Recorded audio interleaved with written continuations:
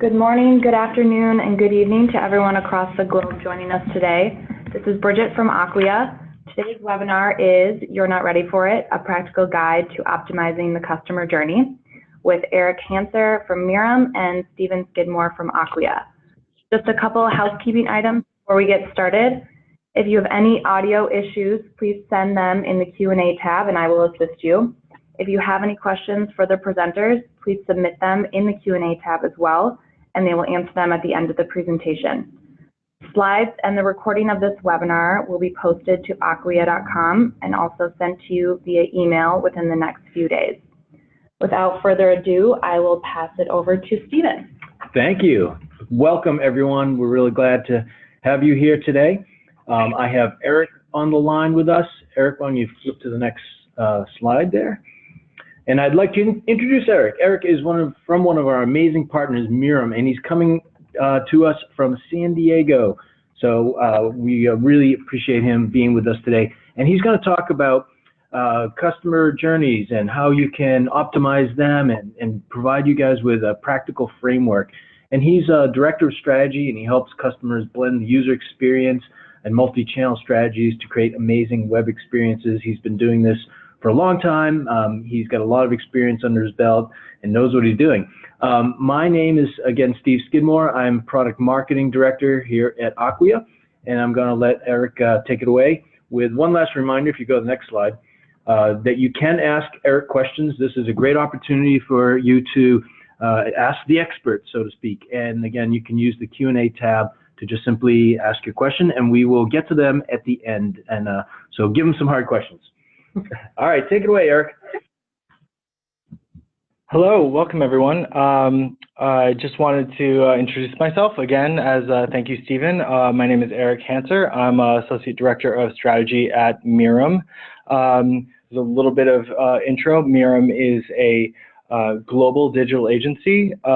We are a part of the J. Walter Thompson Company and part of the WPP network, operating in 24 countries across the globe with over 2,400 digital experts across various specialties and touch points and channels as experts. And we operate with kind of three main goals to help our clients with business transformation, commerce activation, and experience design. So if you have any questions, you can go to visit mirumagency.com, or certainly you can welcome to field any questions you have for me at the end of the presentation. In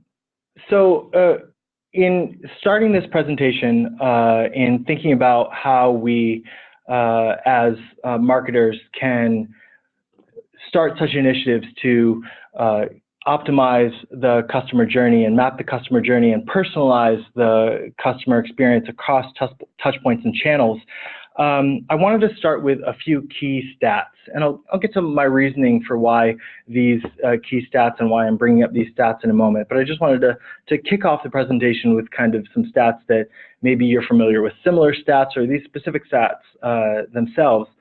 But the first of which is 88% of customer experience professionals said their firms are doing some type or some form of customer journey mapping. So we know really across verticals and across your colleagues in various organizations that mapping the customer journey is seen as an important initiative. The next stat is that 47%. That's the amount of incremental spend you can expect when nurturing a lead over several steps of the consumer journey. And number three is, this is a big one, 30% is how much targeted, relevant communication can drive revenue growth. So this is something that either you have seen, or maybe more importantly, some senior executives or key sponsors for initiatives such as this in your organization have seen stats like this. And because of stats like this, they have started to prioritize or initiate projects like customer journey mapping and personalizing the customer experience across touchpoints and channels for you. And maybe you have received such requests, or maybe you yourself are initiating such requests in your organization. And with these stats, you're probably somewhat encouraged that a project or initiative like this can see success for your organization. And by doing so, you've probably started to look online and various sources through various experts across marketing channels to see just how do you get there. And we have seen, if we here at Mirum, my colleagues and I have seen through a variety of experts in the field, checklists and steps and 1, 2, 3, 4, 5 steps that you can take in order to start seeing these types of numbers for your organization. And what we wanted to do today was not necessarily invalidate any of those types of checklists or steps, because there's value, certainly, in those experts providing those seemingly easy steps for you to take. But through our own experiences and examples that we've seen in the field, what we wanted to do was take a closer look at kind of an example, a kind of representative example of these steps, and start to dive a little bit deeper and start to understand maybe some more nuance and maybe some more real world and real life examples of how these steps are still accurate, but maybe a little not full. We're not telling the full story by giving these simple steps. So we wanted to give some smart tips and lessons learned that we've seen in the field that might give a little bit more for you to really prepare yourself to start on such an initiative as this. So this is our representative example of the 5 steps that you might see in a number of places like Gartner or Forrester, or a number of really reputable places where you might see these lists, and dive a little bit deeper into them. So I'm going to go through each step, and they seem very straightforward. First is to find a person with the skills to run such an initiative. Second is to buy a tool that will help you to orchestrate and personalize the customer journey. The third is to map that journey across all touch points and channels for your consumers, deliver that experience across those channels, deliver an experience that's targeted and relevant for your consumers. And finally, get those results, share those successes, and grow the program for your organization. And again, it seems very straightforward. And these are, again, a representative example of a number of steps and checklists that we've seen across the market. So the first one we want to look at is find the person with the skills to run the initiative. So this, again, seems very straightforward. And I myself have been the person that has been identified across a number of organizations to run such initiatives and to spearhead these initiatives for organizations over the years. And I have, in those experiences, seen a number of challenges and lessons that I'd like to share with you today. The kind of biggest representative example that I have that highlights some of the challenges that I've seen for this step, finding the person to run the initiative, was not too long ago working with a large technology company that had recently reevaluated its target audience and its consumer base and found new consumer segments that they wanted to target and really create personalized experiences across their touch points and channels for those audiences. And I was identified as a person that would run that initiative and really spearhead that initiative for that organization. And I found a number of challenges that I'd like to share with you.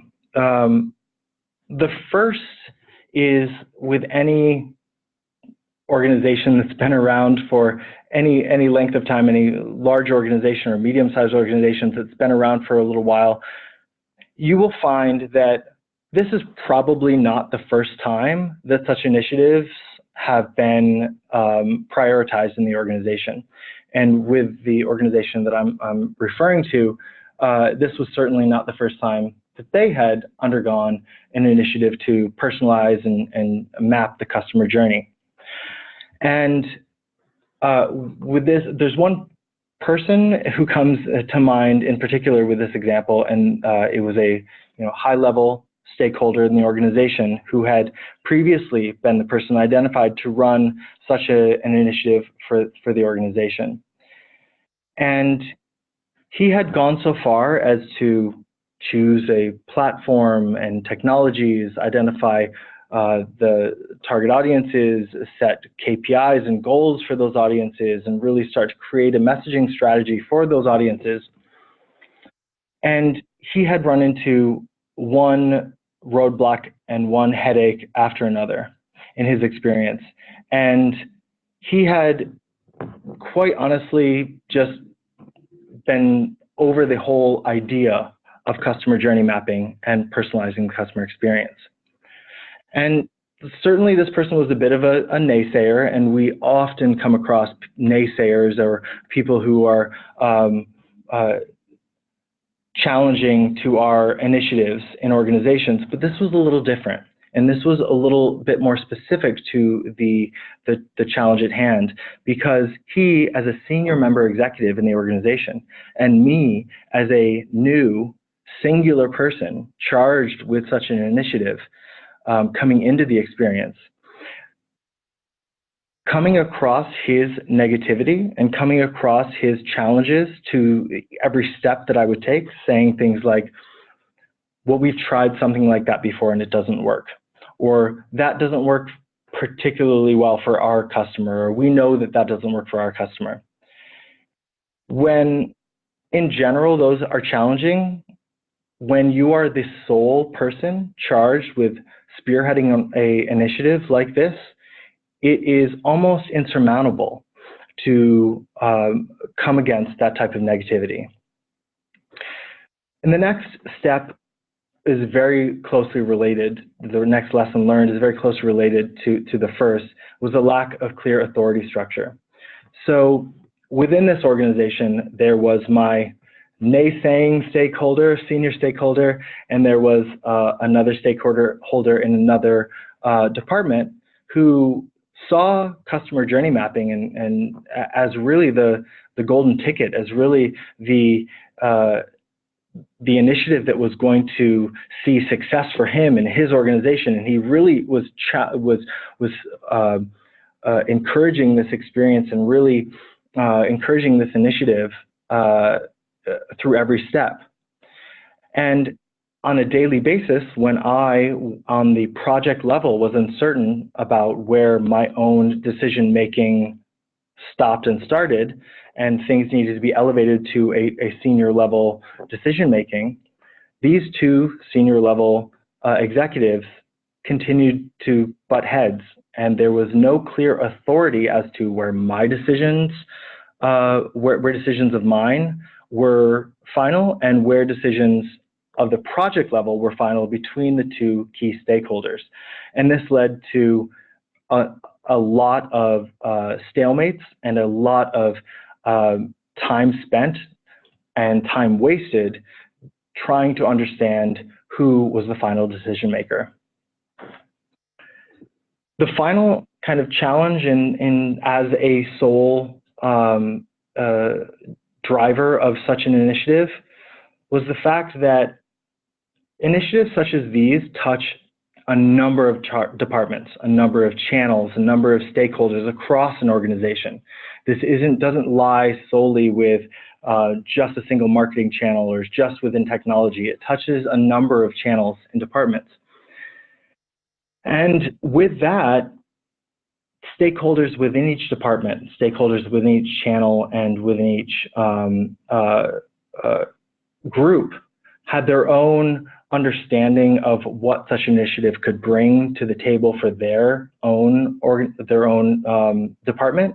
They had their own understanding of how such things should run.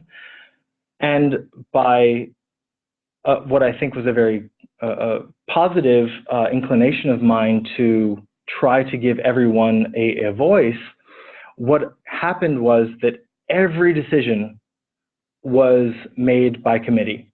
And with such a process, it was almost insurmountable to get any decision made and moved forward. So in a very positive way, including people ended up hurting the initiative. So with that being said, the kind of smart tip for that first step of finding a person to spearheading the initiative is really the fact that while a person to run the initiative is very important, it actually takes a full team. And identifying those key stakeholders, clarifying executive sponsorship, and understanding what the team structure is and where the decisions lie within that team structure is as, or I would say more important than staffing alone, simply finding someone who's running such an initiative. So with that being said, I'll move on to step 2, which is buy a tool to orchestrate and personalize the customer journey. So there are a number of tools and a number of platforms that certainly have their very important role and have a number of important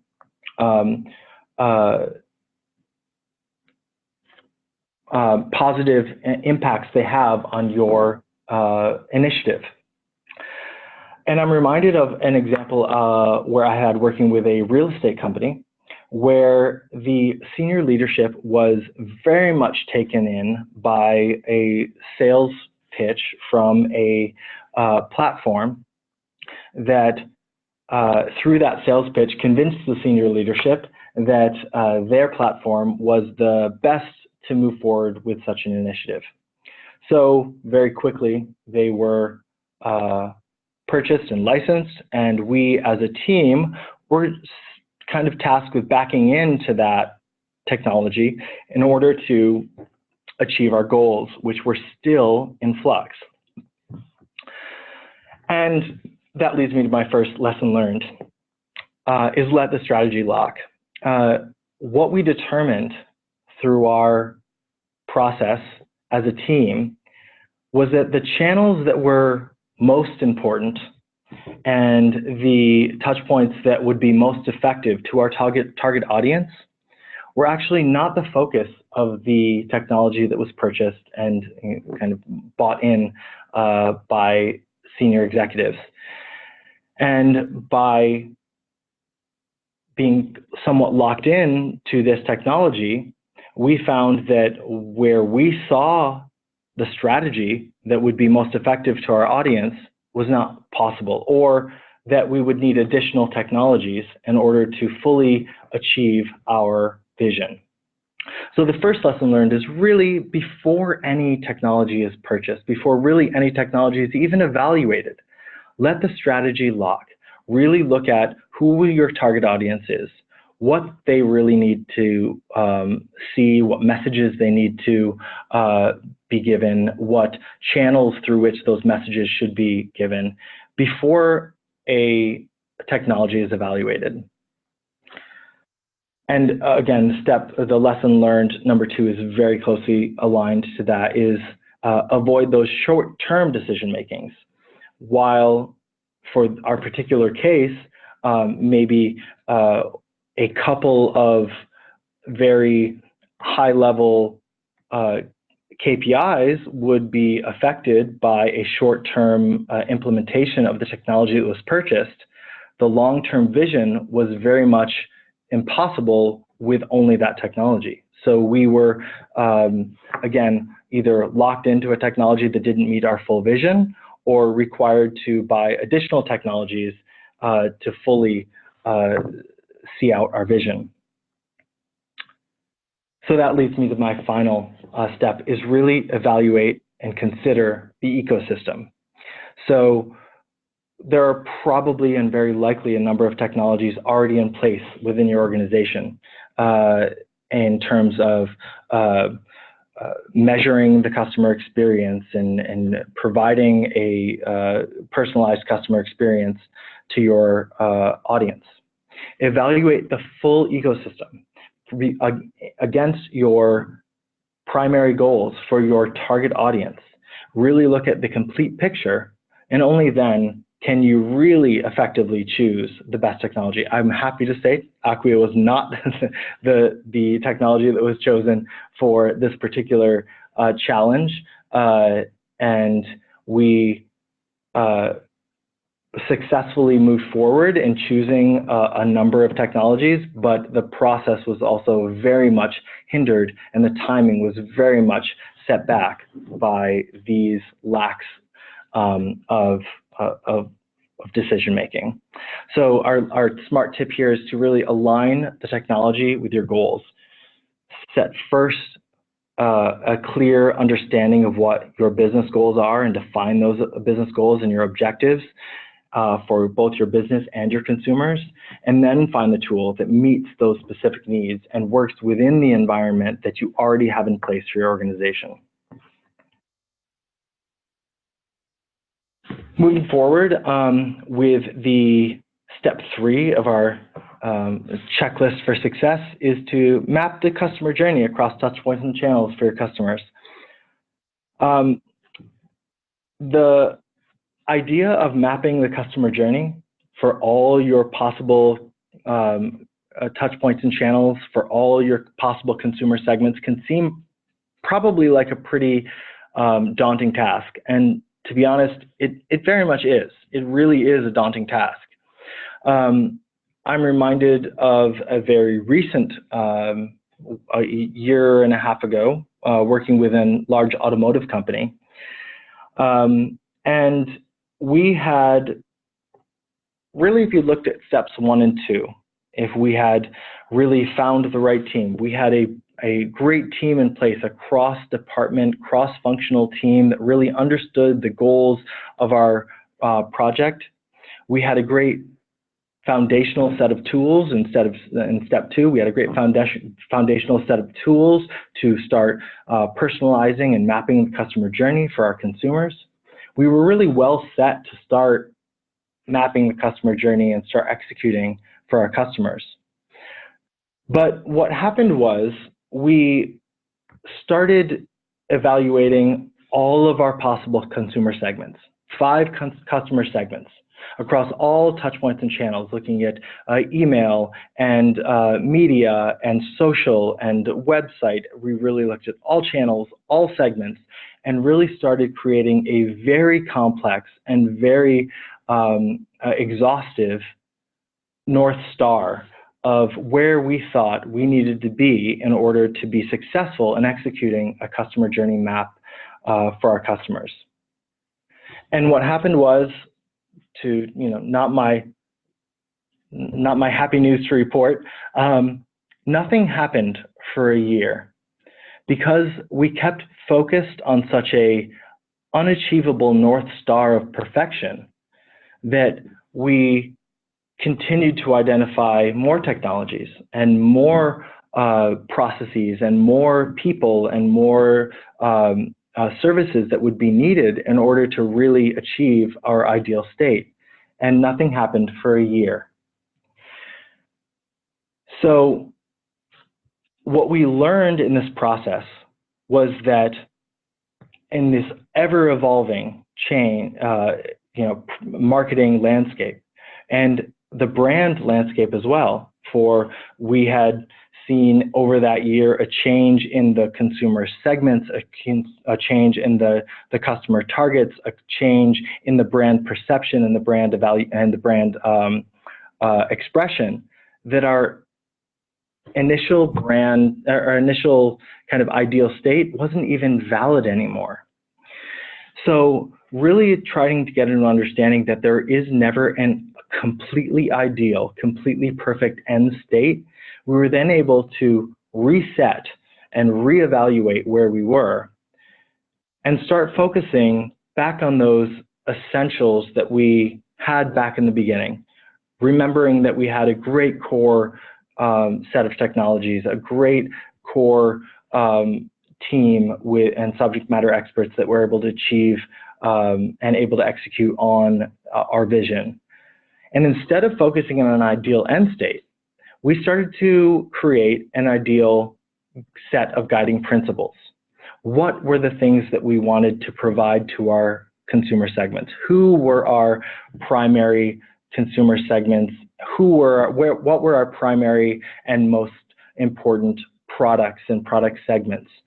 And setting ourselves to align to a set of guiding principles rather than an ideal end state of execution, we were able to begin with a few small steps to provide personalized and targeted experiences across various touch points and channels for our consumers, and then grow that to align to our guiding principles. Though the ideal end state might shift, though various other things might shift in the strategy, our guiding principles remained consistent, and we're able to execute, grow, and expand our program. And we've been quite successful in that within the past 6 months, almost a year. So my smart tip for this step would be to start with a foundation. Don't focus on the ideal end state. Don't focus on perfection. Align yourself to a set of guiding principles. Identifying those key products, those key consumer segments, and begin there and grow from there, aligned to your guiding principles rather than towards a North Star that might be continually shifting or continually changing. So that moves me to step 4, which is deliver an experience that's targeted and relevant for consumers. So I'm going to punt a bit on this one because really this is not exactly a step. We put it in our list because we saw it consistently in steps that were shown across various checklists that we had seen.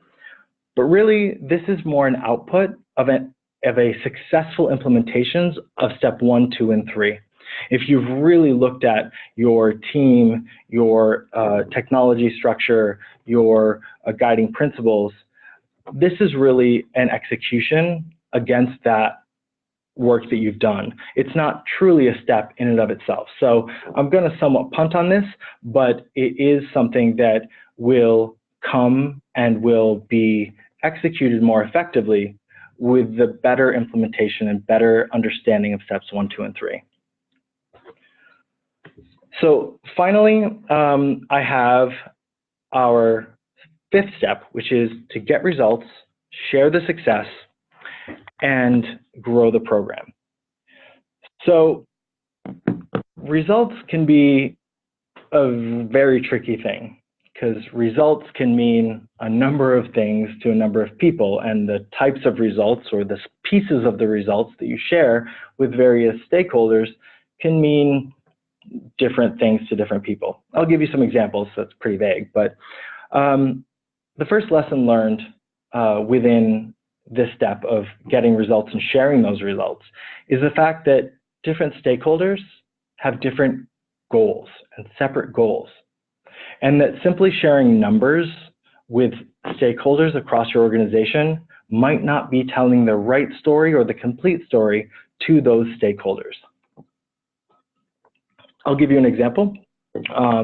Again, with that same automotive company that I was working with, we had initiated our customer journey mapping and personalization effort.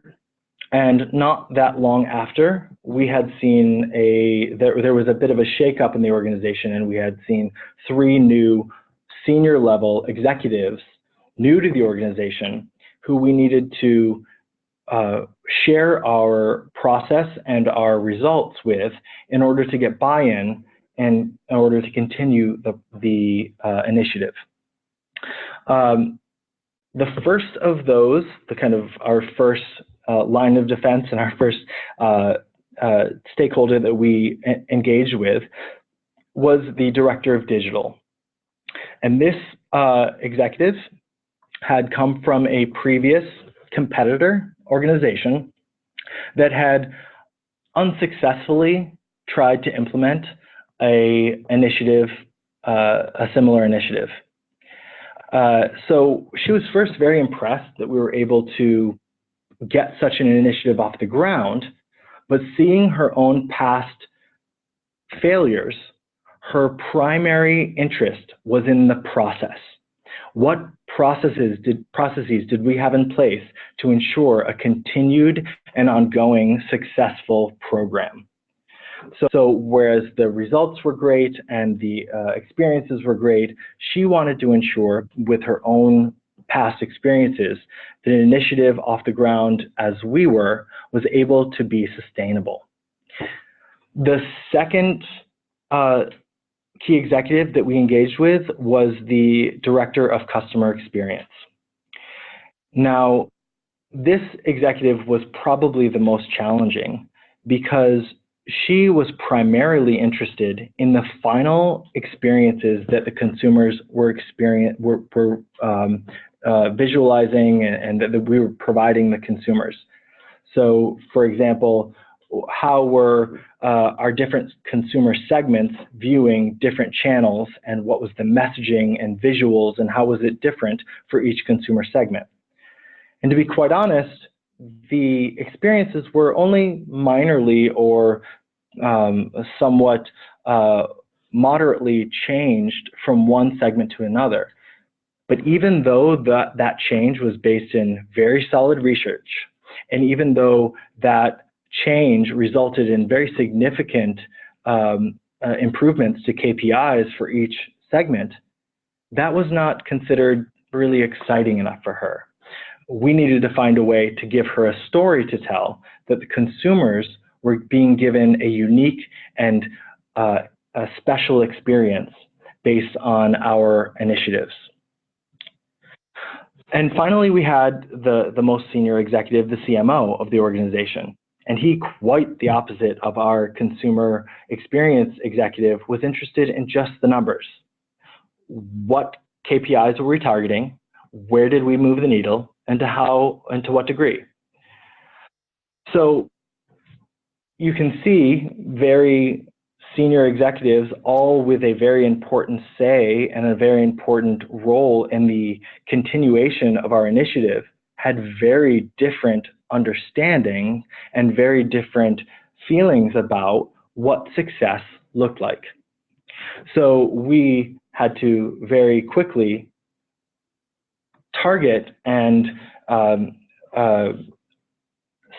give a very targeted and specialized output of results to each of those each of those senior executive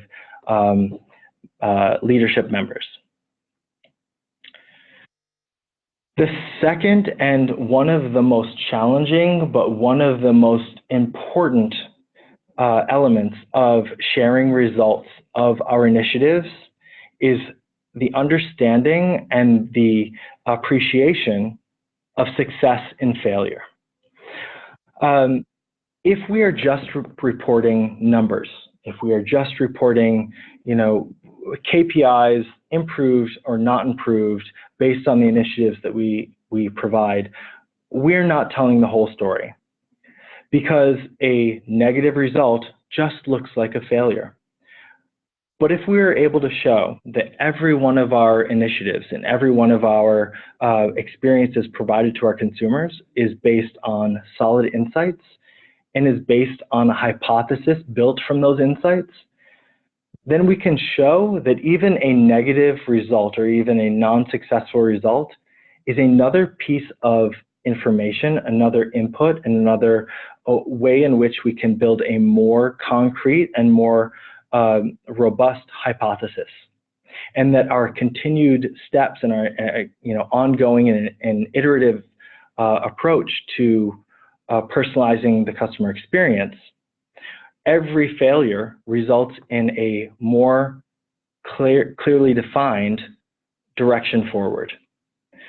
So again, this is about telling the full story and about telling the story of where our insights come from, how those insights create hypothesis, and how a negative result only clarifies that hypothesis. So the final step final lesson learned in sharing results has to do more with the overall and communication strategy to our colleagues across our organization. Lessons learned 1 and 2 were more focused on senior executives and really get alignment there. But the fact is, as I mentioned previously, that initiatives such as this touch a number of departments and a number of channels and a number of stakeholders across the organization.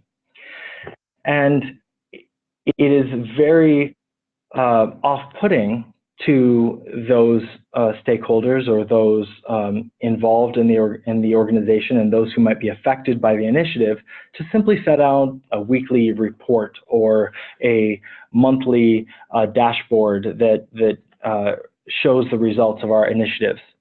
And it might sound old-fashioned and it might sound very simplistic, but really taking the time to face-to-face engage with our colleagues across our departments and across the organization to really help them understand how this initiative can benefit them personally, can benefit their own goals for their own departments and their own initiatives.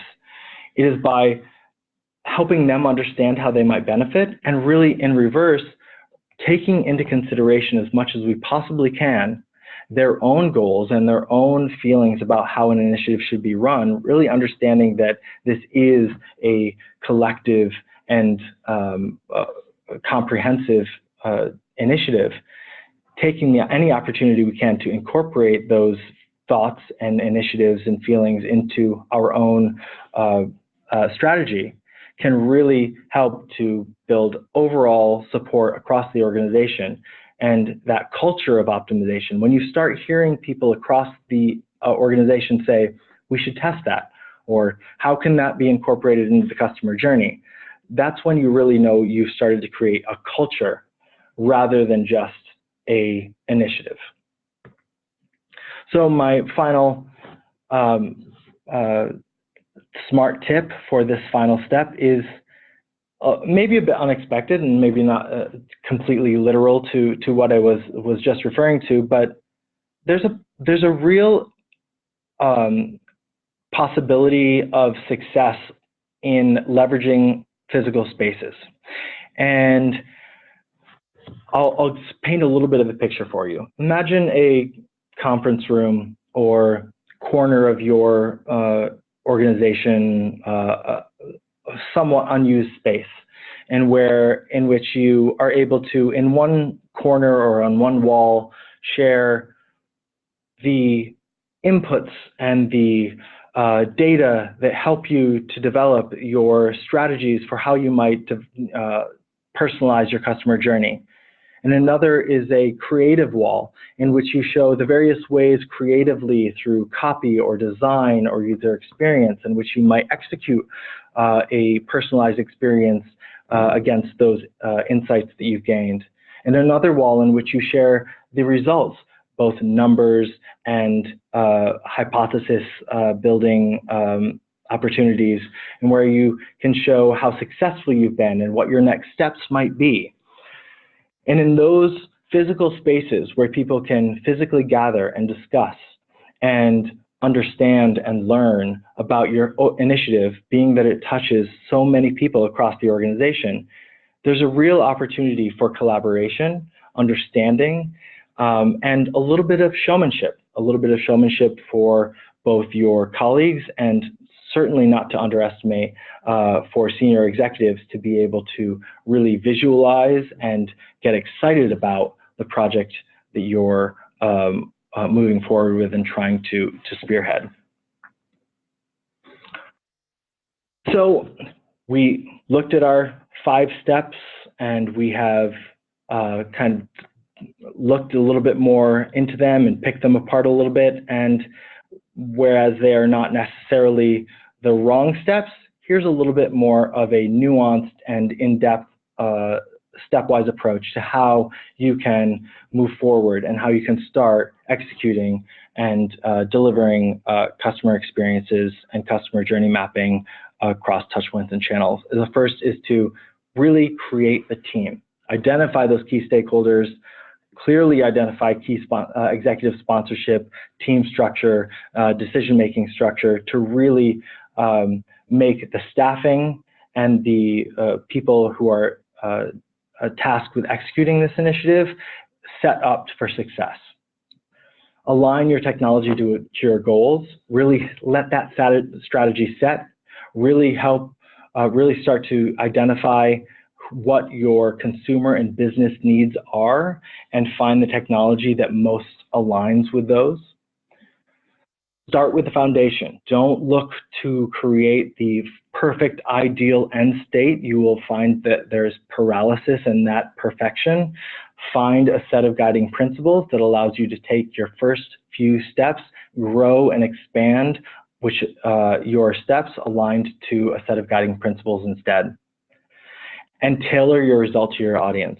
Understand your reporting structure, understand who your executive sponsors are, what they value, and tailor your results and your experiences to what they might find most useful to their own goals and to what will help them to validate and continue to sponsor your initiative. So that is all.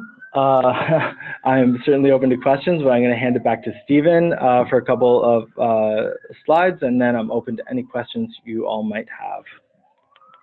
Awesome. Hey, thanks a lot, Eric. That was amazing. Obviously, you have a lot of experience and have mapped it out very nicely in a great format for people to digest.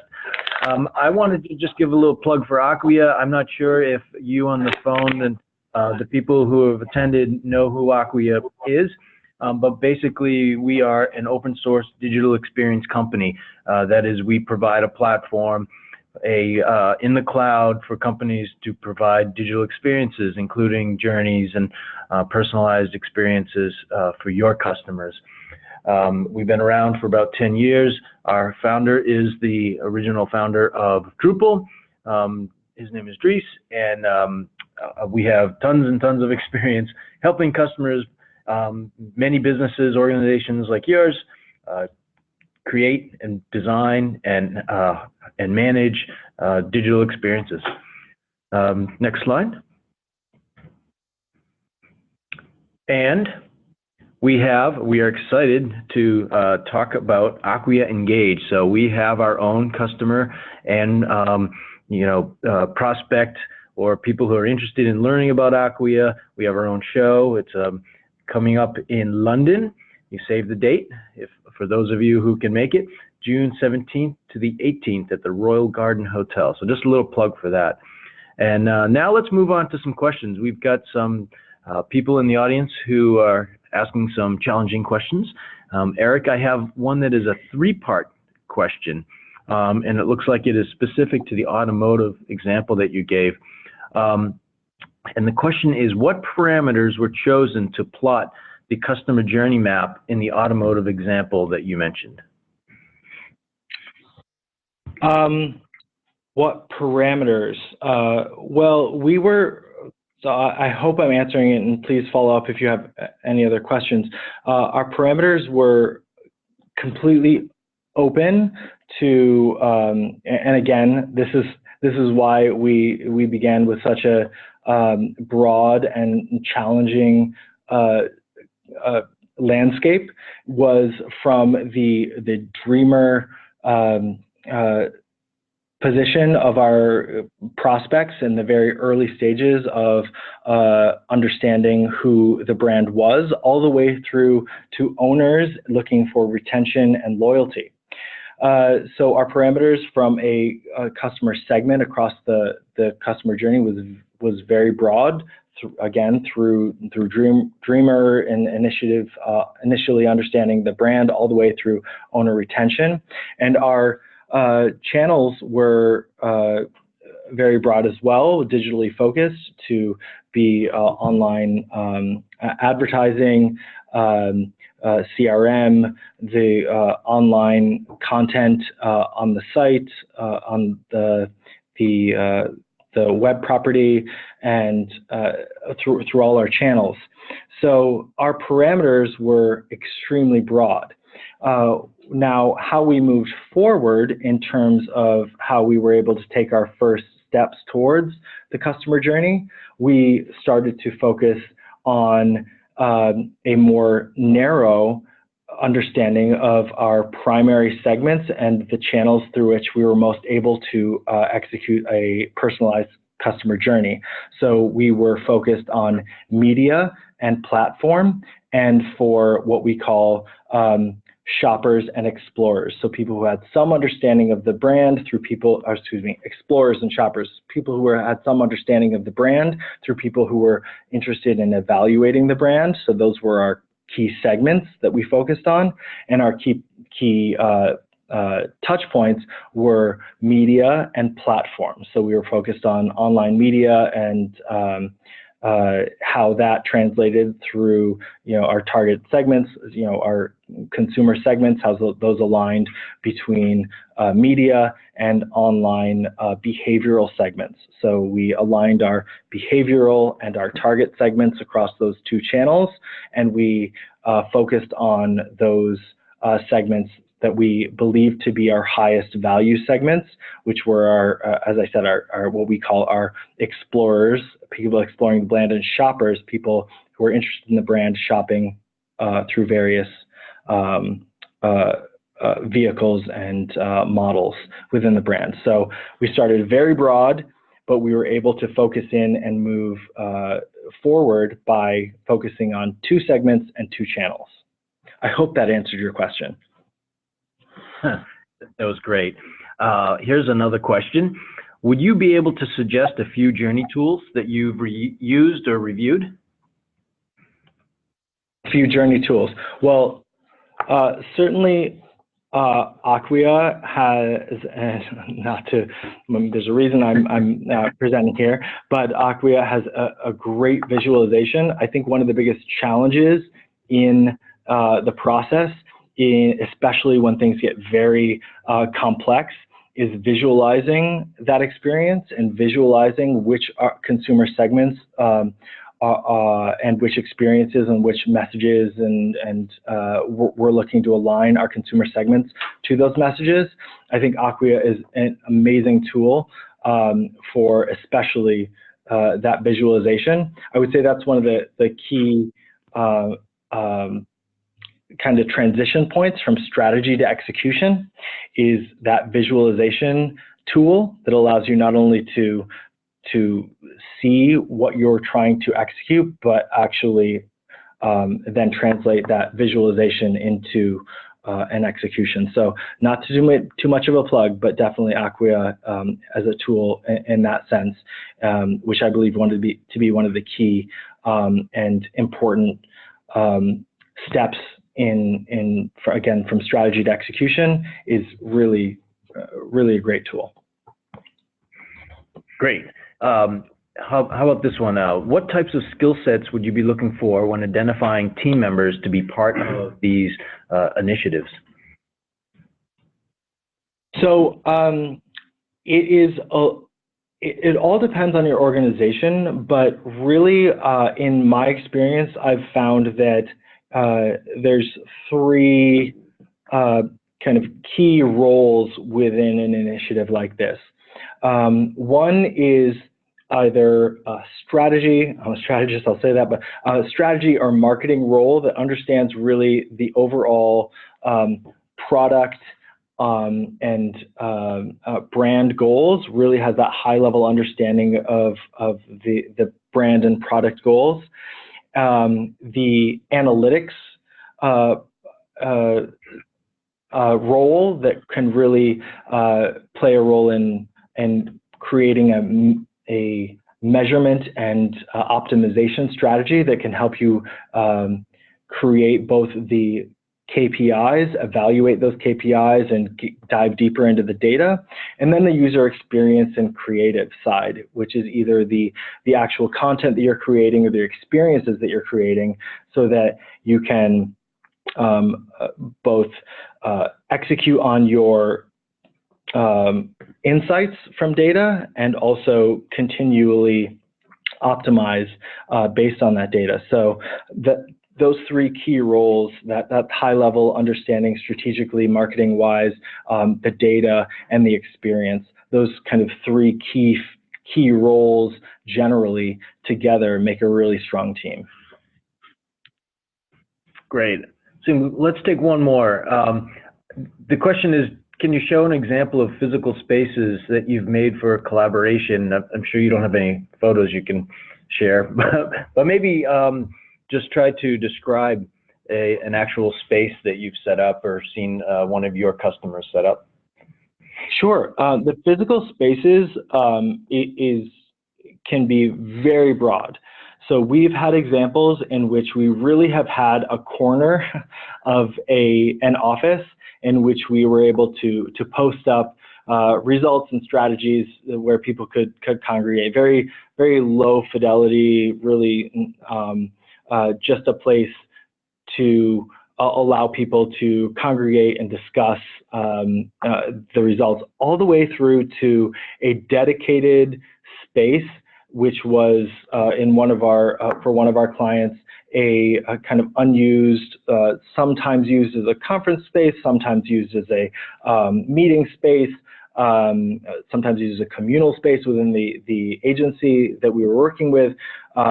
That space was dedicated to us, where we were able to give interactive screens, high fidelity printouts, allowing people to engage with the screen to see dashboards of the results. And it was really a dedicated space because this organization was very heavily invested in the initiative. All of them are valid. All of them are helpful, whether it be a corner or a wall where you can post up results results and strategies where people can go to congregate, all the way through to a very, high tech or, well-designed space. It really all depends on, how much you can sell through the idea, what available space you have, what available technology you have. The concept is the more important thing, that finding a place where people can come together, discuss, understand, ask questions, get their own feelings and their own concerns and initiatives heard and validated is really the important thing. So it really runs the gamut to what you can reasonably provide for your organization, but the concept is consistent. Excellent. Hey, Eric, can people get a hold of you with your email or maybe Twitter or how, Absolutely. I'm absolutely open to any questions via email. It's eric.hanser@miramagency.com, and certainly open and very interested in fielding any additional questions or discussions you'd like to have. So again, it's eric.hanser, Hanser, @miramagency.com. Awesome. We have a few more people with questions, but I'm going to wrap it up here. And you guys on the line can just reach out to Eric personally and get your answers that way. See, what's on the next slide? Do we have another slide, or is that's about it? Then we are at the end of our presentation. I really want to thank everyone's time for joining us today. Eric, I'd really like to thank you for your time, sharing your expert knowledge around customer journey mapping. Thank you very much. It's been a pleasure. I appreciate it. All right. Take care, everyone. Have a great day.